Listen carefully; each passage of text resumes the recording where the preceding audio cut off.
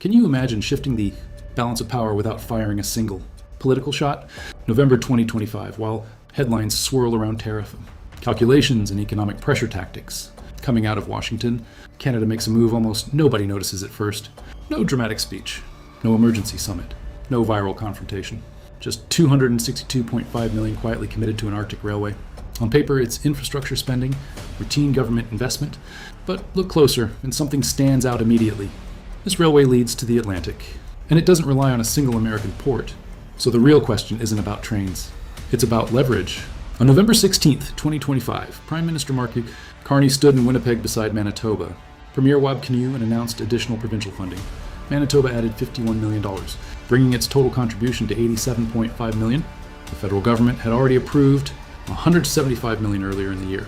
Combined, $262.5 million. Officially, the goal is to upgrade the Hudson Bay Railway to Class 1 standards, the benchmark for heavy freight, higher speeds, and long-term reliability in global logistics. But timing matters. Carney entered office earlier that year during renewed trade tension. Tariff pressure had returned to political discussions. Commentators were speculating about rising economic strain between Ottawa and Washington. Instead of escalating publicly, Canada moves structurally. Infrastructure doesn't argue. It reroutes, and this particular route runs north, away from traditional corridors tied to American systems. But to understand why that matters, you have to rewind almost 100 years. Because this railway wasn't built for politics. It was built for survival, and survival in the Arctic is never simple. The Hudson Bay Railway was built in the 1920s and 1930s with one bold vision: move prairie grain directly to Churchill Port, then ship across the Atlantic to Europe. On a map, it looked brilliant. A shorter route, faster access. They even called it the shortcut to Europe. But maps don't show permafrost. They don't show muskeg-swallowing railbeds. They don't show floods, ripping apart bridges, or sea ice, shutting ports down most of the year. Churchill operates only around 4 months annually because of ice conditions. Maintenance costs spiraled. Capacity stayed limited. Confidence faded. Eventually, Canada sold the line to Omnitrax, an American logistics company, hoping private management would improve performance. Critics worried about long-term investment. In 2017, a massive flood destroyed large sections of the railway. Service stopped completely, and for 18 months it stayed that way. Churchill, a town with no permanent road connection to the rest of Canada, was suddenly isolated. Food prices surged. Supplies became unpredictable. Jobs disappeared. This wasn't a trade issue. It was a community crisis. Then something unexpected happened. In 2018, 41 First Nations and Bayline communities formed the Arctic Gateway, grouped and bought the railway and port back. Not as symbolic stakeholders. As operators, they invested heavily. Track surfacing increased dramatically. Tens of thousands of ties were replaced. Ballast stabilized weakened sections. By 2024, travel time dropped by 3 hours, a significant improvement. The railway was in its best shape in decades. But restoration wasn't enough. Because the new goal wasn't repair, it was transformation. And that's where Class 1 standards enter the picture. Class 1 isn't cosmetic. It means reinforced rails, capable of carrying heavy freight consistently. Upgraded bridges, redesigned culverts, permafrost-resistant engineering. But what truly separates this upgrade is technology. Ground-penetrating radar to detect hidden damage. LiDAR mapping to track terrain shifts. Drone patrols scanning vulnerable sections. AI systems analyzing data to predict structural risks before failure happens. This is predictive infrastructure. Not reacting to disaster, preventing it. When complete, Canada will operate nearly 1,000 kilometers of Class 1 railway running directly to an Arctic deepwater port, independent of U.S.-controlled rail corridors.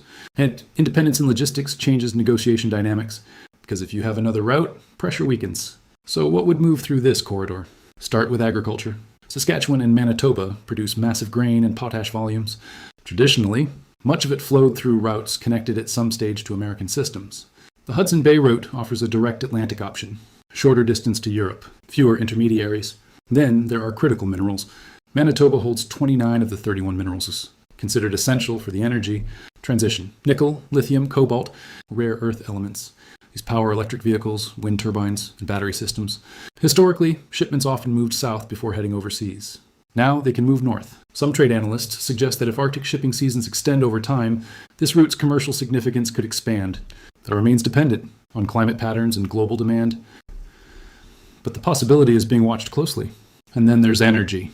Proposals tied to the Port of Churchill Plus initiative include exporting hydrogen, crude oil, natural gas, and even exploring electricity corridors from Western Canada. Nothing finalized at massive scale. But infrastructure creates options. And options reduce dependency.